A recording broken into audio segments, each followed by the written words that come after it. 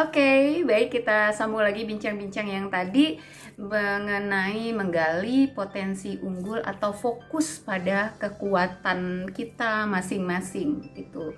Karena apa? Karena seringnya kita itu memang fokus kepada memperbaiki kelemahan sehingga kadang kita jadi abai, kita lupa bahwa di sisi lain kita memiliki kekuatan, kita punya potensi. Jadi ya harusnya kalau kita ingin menjadi orang yang spesial di satu bidang yang benar-benar kita kuasai, semestinya kita fokus mengasah potensi atau kemampuan terhebat kita.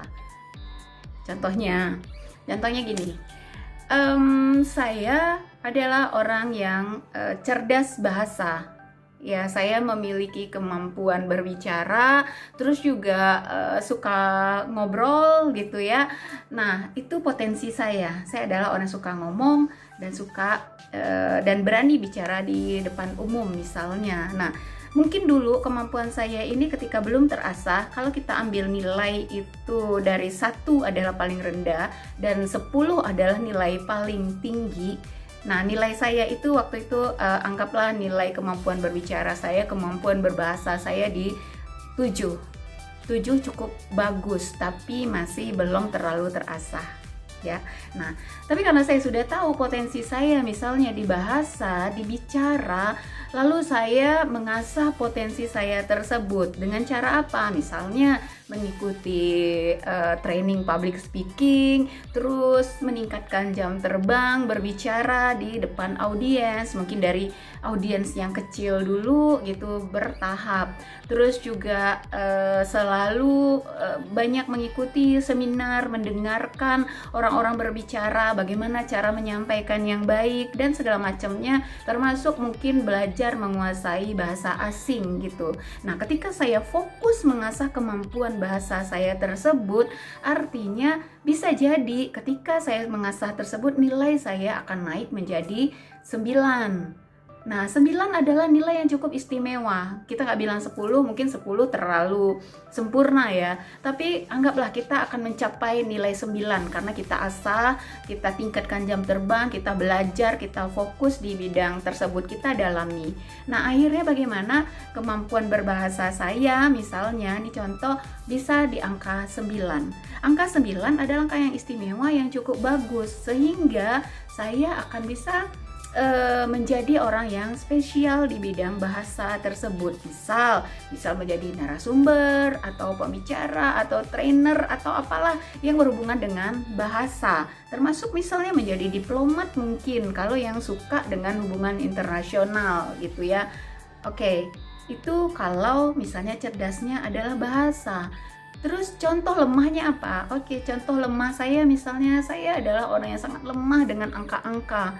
Saya tidak mudah untuk bisa belajar matematika. Kalau udah lihat angka-angka tuh, aduh, rasanya gimana? Satu-satunya angka yang bikin saya happy itu adalah angka yang masuk ke dalam rekening. Oke, jadi anggaplah kemampuan angka saya, kemampuan matematika saya ada di nilai 4. Itu nilai yang rendah karena saya merasa saya memang benar-benar tidak hebat matematika. Bisa jadi juga nilai saya di matematika atau angka-angka itu adalah 3. Karena kalau ditanya ke saya sekarang ini 7 kali 8 saya masih mikir.